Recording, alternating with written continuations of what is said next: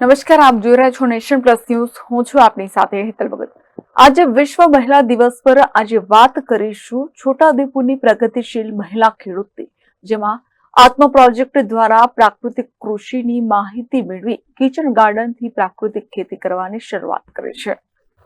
છોટાઉદેપુર જિલ્લાના સંખેડા તાલુકાના સુંદરપુરા ગામના વતની જશોદાબહેન તરફદા ખેતી અને પશુપાલનના વ્યવસાય સાથે સંકળાયેલા છે। જશોદાબહેનના પતિ વર્ષોથી રાસાયણિક ખેતી કરતા હતા। જશોદાબહેનને ખેતીમાં કંઈ નવું કરવાનો વિચાર આવ્યો। તેમણે મંગલ ભારતી અને આત્મા પ્રોજેક્ટ ખેડૂત સંમેલનમાં જવાનું શરૂ કર્યું તથા સંમેલનમાં ખેડૂતોને પ્રાકૃતિક કૃષિ વિશે માહિતી આપવામાં આવતી હતી। મંગલ ભારતી અને આત્મા પ્રોજેક્ટના ખેડૂત સંમેલનમાંથી પ્રેરણા લઈને જશોદાબહેનને કિચન ગાર્ડન બનાવી શાકભાજી વાવવાની શરૂઆત કરી। શાકભાજી પાકતા ઘરે બનાવી પરિવારને જમાડી। પ્રાકૃતિક રીતે પકવેલા શાકભાજીનો સ્વાદ અને તેના ફાયદા સમજાવતા જશોદાબેને 19 વીઘા જમીનમાંથી થોડી જમીન પર પ્રાકૃતિક ખેતી કરવાની શરૂઆત કરી। આમ ઘર આંગણે તૈયાર કરેલા કિચન ગાર્ડનમાં સફળતા મળતા ખેતરમાં પાક વાવવાની પહેલ કરી છે। પ્રાકૃતિક કૃષિથી પાક લેવાની માહિતી આપતા જશોદાબેને કહ્યું કે ખેતરમાં વાવણી કરતા પહેલા જમીનમાં ઘન જીવામૃત આપું છું, બીજોને બીજામૃતથી તૈયાર કરી વાવું છું। પાકને પાણી છોડાવવાના ક્યારામાં જીવામૃત પાણી સાથે આપું છું। પાક પર જીવાતથી રક્ષણ મળે તે માટે નિમાસ્ત્ર અને બ્રહ્માસ્ત્રનો છંટકાવ કરું છું। મકાઈ, તલ, મગ, શાકભાજી, ઘઉંનો પાક લઉં છું। મારી જમીન પ્રાકૃતિક કૃષિથી ભરભરી બની ગઈ છે। આ ભરભરી જમીન પર બધા પાક લીધા પછી પશુઓની ખાવાનો લચકો કરું છું। આમ પશુઓને પ્રાકૃતિક ચારો આપું છું। જશોદાબેને અનાજ અને શાકભાજીના ઉત્પાદનના વેચાણ વિશે પૂછતા તેઓએ જણાવ્યું છે કે મારે માર્કેટમાં જવું નથી પડતું। પાક તૈયાર થઈ જાય એટલે સ્થાનિકો તેમની જરૂરિયાત મુજબ મકાઈ, તલ, ઘઉં, મગ લઈ જાય છે, જેથી મને ઘરે બેઠા બજાર કરતા સારા ભાવ મળે છે।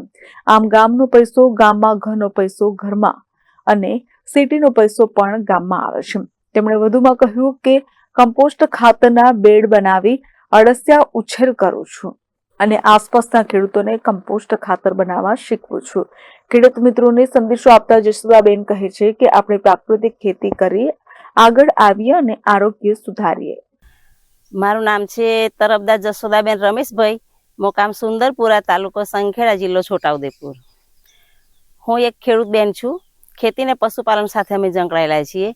અમે પહેલેથી આત્મા પ્રોજેક્ટની અંદર જોડાયેલા અને પછી સખી મંડળમાં જોડાયા અને ત્યારબાદ મંગલ ભારતીથી પણ અમને મીટિંગો દ્વારા વિચારો મળતા હતા।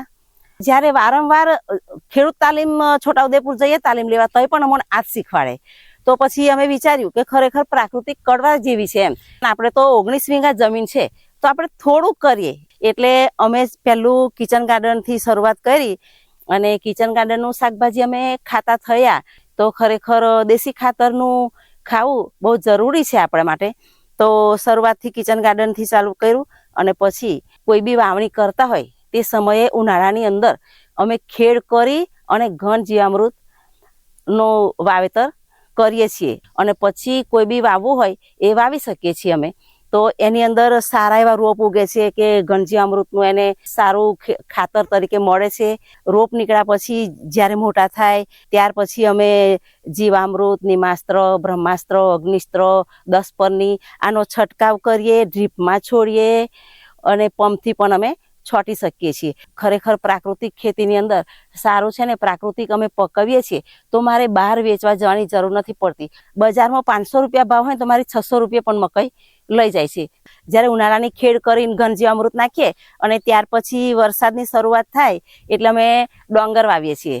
ડાંગર કાઢ્યા પછી અમે મકાઈ કરીએ અને દિવેલા પણ કરીએ અને ઘઉં પણ કરીએ છીએ અને વધતા બીજું શાકભાજી પણ કરીએ છીએ।